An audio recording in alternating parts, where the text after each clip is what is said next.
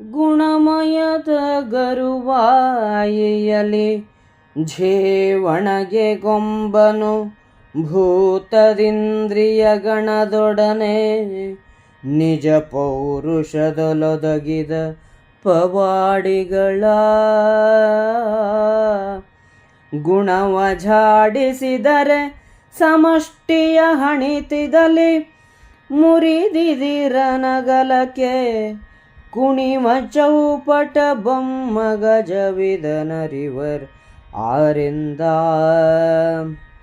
ಕೊಲೆಯ ಕವತೆಯ ಕನಸಿನಲ್ಲಿ ಕಳವಳಿಸಿದರೆ ದಿಟವೇ ಮನೋರಥ ಫಲವನನುಭವಿಸಿದರೆ ಅನುಭವಿಸಿದ್ದವೇ ತನಗೆ ಹೊಳೆವ ಜಗದಲ್ಲಿ ಹೊಳೆದು ತನ್ನೊಳಗಳಿದು ತಾನಾಗುಳಿದು ಬೊಮ್ಮಕ್ಕೆ ಹಳಿವು ಹೊರುವುದೇ ನಿತ್ಯ ಶುದ್ಧನೊಳೆಂದನ ಭೀಷ್ಮ.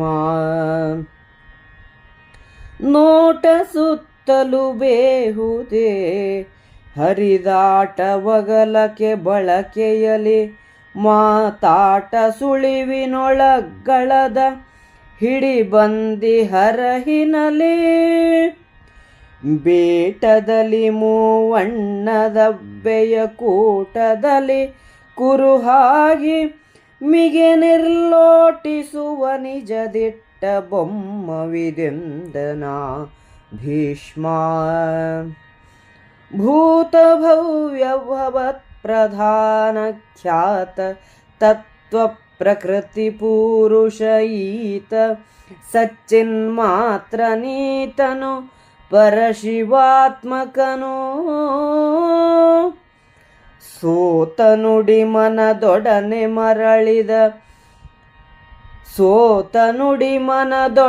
ಮರಳಿದಡಾತ ಸತ್ಯ ಜ್ಞಾನಮಯ ನಿರ್ಧೂತ ಮಾಯಾತೀತನಿ ಹರಿಯಂದನಾ ಭೀಷ್ಮ.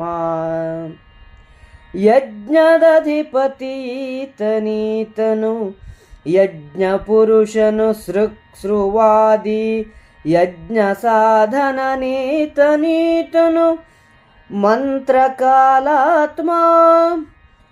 ಯಜ್ಞವೀತನು ಕರ್ಮವೀತನು ಯಜ್ಞದಲ್ಲಿ ಯಜಮಾನನೀತನು ಯಜ್ಞ ಫಲವೀ ದೇವಕೀ ಸುತನೆಂದನಾ ಭೀಷ್ಮ.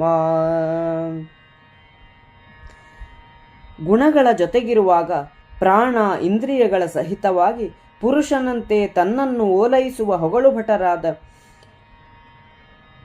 ಸುಖ ದುಃಖಗಳನ್ನು ಜೀವಭಾವದಿಂದ ಶ್ರೀಕೃಷ್ಣ ಪರಬ್ರಹ್ಮ ಗಜ ಎನ್ನುವವನು ಊಟ ಮಾಡುತ್ತಾನೆ. ಜೀವತ್ವವನ್ನು ಸಮಷ್ಟಿ ಭಾವದ ಅಂಕುಶದಿಂದ ತಿವಿದಾಗ ಈ ಪರಬ್ರಹ್ಮ ಗಜವು ಇದಿರಾದ ಮಿಥ್ಯಾ ಜಗತ್ತನ್ನು ದಿಟ್ಟತನದಿಂದ ಮುರಿದು ತಾನೇ ತಾನಾಗಿ ವಿಜೃಂಭಿಸುತ್ತದೆ. ಇದನ್ನು ತಿಳಿದವರು ಯಾರು ಎಂದು ಭೀಷ್ಮನು ಕೇಳಿದನು. ಕನಸಿನಲ್ಲಿ ಕೊಲೆಯ ಹಿಂಸೆಯಿಂದ ಕಳವಳಪಟ್ಟರೆ ಅದು ನಿಜವೇ?